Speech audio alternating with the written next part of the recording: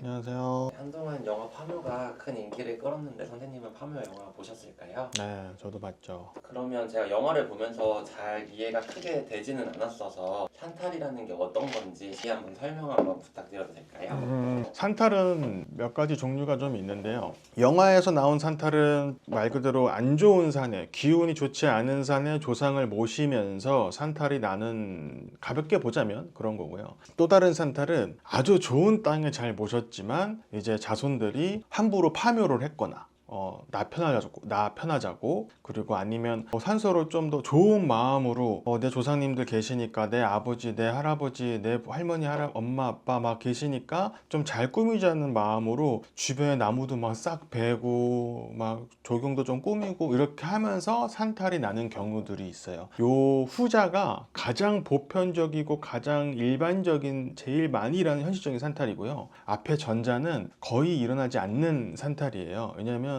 거의 산소를 모실 때 그런 안 좋은 자리에 모시지 않기 때문에 그런 일은 별로 없고요. 그래서 거즘 산탈은 함부로 고하지 않고 이렇게 했을 때 나는 산탈, 그리고 뭐 돌을 함부로 비석을 세웠다던가, 비석을 세우는 것조차, 작은 풀을 하나 심는 것조차 함부로, 그 산에는 산신령님도 계신 거고 조상님들도 계신 거거든요. 그래서 함부로 고하지 않고 하는 행위들이 났을 때 진짜 큰 행위를 해도 무탈이 넘어갈 때도 있고요. 정말 작은 거 하나 했는데 산탈이 날 수도 있어요. 그래서 진짜 그런 거를 산탈로 많이들 봅니다. 그러면 영화에서 아버지가 와서 자기 아들도 죽이고 막 이렇게 하는 경우가 있는데 산탈이 나면 그런 일이 정말로 벌어지기도 하나요? 네, 그쵸. 일반적으로 이해할 수 없는 부분인데, 부모가 자식을 죽인다는 게 이해할 수 없는 부분이죠. 근데 산탈이 나면, 조상의 탈이 나면 이제 진짜 벌전이 내려간다고 해요. 그래서 표현을 하자, 그 영화에서는 이제 말 그대로 부모님이 오셔서 자식을 데리고 간 거지만, 실질적으로 이제 현실적으로 저희들이 봤을 때는 벌전이 내리는 거예요. 그 집안에 조상에서 벌을 주는 거죠. 그래서 뭐 갑자기 급사,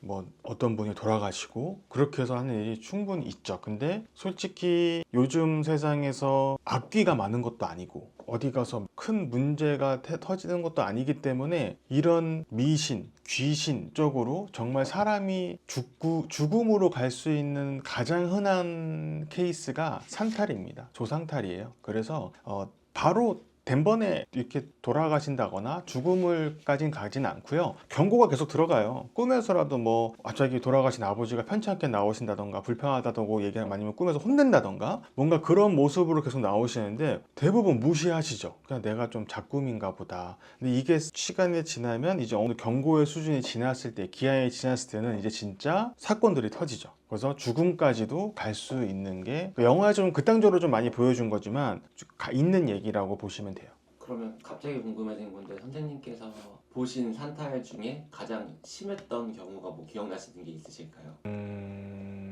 심했던 경우라 여러 가지가 있는데, 이제 그 산소, 옛날에 산소 산탈, 이걸 어떻게 산탈 일을 했어요. 옛날에는 거기 가서 했죠. 구슬 그 장소에 가서 했는데, 이제 한 10년 전부터는 그렇게 하지는 않고요. 굿당에서 대여를 하고, 구슬하는 장소를 대여를 해서 진행을 하는데요. 산탈이 나서 이제 구슬했고, 산탈을 잠재우기 위해서 구슬하는데, 좀 자꾸 이제 산소에 이제 그러니까 제가 구슬 진행을 하니까 느껴지고 비춰지는 거에 산소가 이렇게 봉분이 있다면, 그 옆에 뭔가 막 거슬리는 게 자꾸 보이길래, 그래서 어쨌건 거기에 뭐가 있다, 거기에 뭐가 있으니 일단 이거는 신에서 그냥 치워준다라고 해도 치워지지 않는다고 하시니까 이거를 한번 좀 파든지 건드려 보셨으면 좋겠다라고 했거든요. 근데 그분의 그 산소가 어떻게 돼 있냐면요,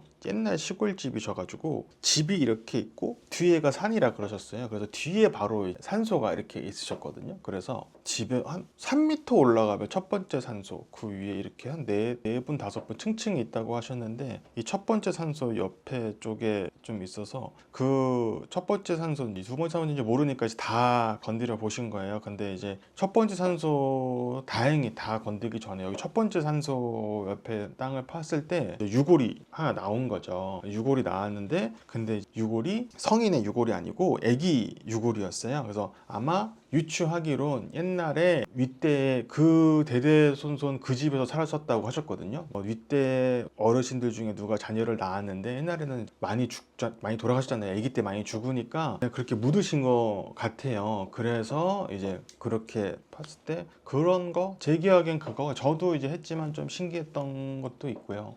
그리고 네. 그러면 영화에서도 그렇고 선생님도 방금 말씀하셨고 굿이라는 거를 한다고 하셨는데 산탈이 났다고 하면 무조건 굿을 해야 되는 건가요? 그거는 솔직히 산탈이 났다고 하면 굿이라 거진 95%는 굿을 해야 된다고 생각을 하시면 돼요. 산탈이 나서 내가 그걸 느껴져서 점집이 왔을 정도면 이미 그냥 어떻게 그냥 일반인 분들이 해결할 수 있는 범주는 지났다라는 거예요. 그러니까 약국 가서 약 먹고 치료받을 수 있는 수준은 끝났다라는 거죠. 진짜 이제 의사한테 수술을 받아야 되는 수준까지 오신 거죠. 그래서 그렇게 해서 오시면 굿을 하셔야 돼요. 단 진짜 비용을 굿처럼 내서 그냥 기본 굿처럼 하는 것도 그 정도 수준을 해야 되는 건지 아니면 저희들 말로 치성 조그맣게 차려서 그냥 치성처럼 앉아서 충분히 풀어낼 수 있는 수준인 건지 그렇게 두 가지로만 보시면 된다라는 거예요. 그러니까 어쨌건 돈은 나간다. 돈은 써야 될 수밖에 없다라고 생각을 하셔야 돼요. 그 정도 수준이시라면. 그렇다면 그 산탈을 막아야 돼요. 제가 예를 들면 저희 산소에 지금 제가 말씀하신 것처럼 뭘 해드리고 싶다거나 아니면 부모님이 우리 할머니 할아버지 이제 다 화장을 시키자 이런 식으로 얘기가 나온다면 저희가 그러면 그 전에 먼저 산탈을 안 나게 하기 위해서 할 수 있는 행위나 뭐 이런 게 뭐가 있을까요? 일단 첫 번째 그냥 산소를 좀 꾸미고 싶고 좀 좋게 멋있게 좀 하시고 싶으신 거거나 이장이나 이런 건 고하시면 돼요. 날을 잡으실 거 아니에요. 그래서 가셔가지고 산소에서 언제 어느 날 이렇게 하실 거다, 이렇게 할 거예요. 그러니까 알고 계세요, 준비하고 계세요, 고하면 되는데 아예 파묘를 해가지고 화장을 한다. 이거는 고한다고 될 문제가 아니거든요. 이거는 그래야 돼요.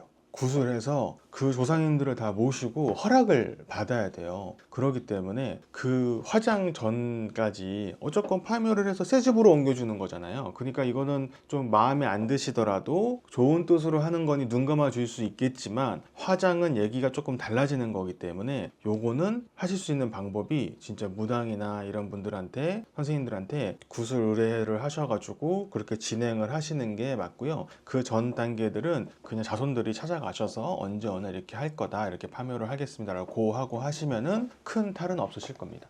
그냥 갑자기 선생님 말씀 듣고 궁금해진데 구술했는데 화장하지 말라고 하시는 경우도 있을까요? 네. 그럼 그쵸. 이것도 제가 그냥 화장을 하면 산탈이 그렇죠. 뭔가 그렇게 하지 말라라고 하는 건 그분이 어느 정도까지 뼈가 아직 땅속에 있거나 유골이 땅속에 계셔야지 집안이 어느 정도 유지가 되는 게 있다라는 거예요. 뭐 정확히 다 알 수는 없어요. 저희도 아무리 신을 내 몸에 모시고 들락날락 하더라도 저 하늘의 법도까지는 몰라요. 그냥 그 상황만 말만 전달해 줄 뿐이지. 근데 거좀 다 그리 하라고 하시죠. 이렇게 대접을 하는 것만으로도 기특하게 생각을 하시기 때문에. 그러면 마지막 질문으로 영화에서 이거 파묘 얘긴데요. 그냥 영화에서 네. 뭐 오니 정령 막 이런 거 나오는 게 있는데 그런 게 실제로도 있는 건가요? 이거는 얘기하면 미친놈 소리 들 수도 있고 저럴 수도 있는데요. 아마 좀 기도를 많이 다니시고 오래 무속인 선생님 생활을 오래 하신 분들은 어느 정도 느끼신 분들도 계실 거고 아니면 모르시는 분들도 계실 거예요. 근데 저는 제 지극히 개인적인 생각이고 제가 겪어본 걸로는 그 영화에서 그 도깨비라고 했나요? 온이라고 했나요? 아무튼 그 일본의 그 이제 정령화 됐다라고 하잖아요. 근데 그게 저는 실제로 겪어본 적이 있어요. 그러니까 그 정령화를 마주치진 않았지만 조금 영화하고 좀 다른 게 가끔 정령화가 되는 것들은 거좀 영물들이 정령화가 많이 돼요. 오래 산 동물들. 그게 근데 그 동물의 제한이 딱히 없어요. 족제비가 될 수도 있고요. 잉어가 될 수도 있고요. 곰이 될 수도 있고요. 비둘기가 될 수도 있고요.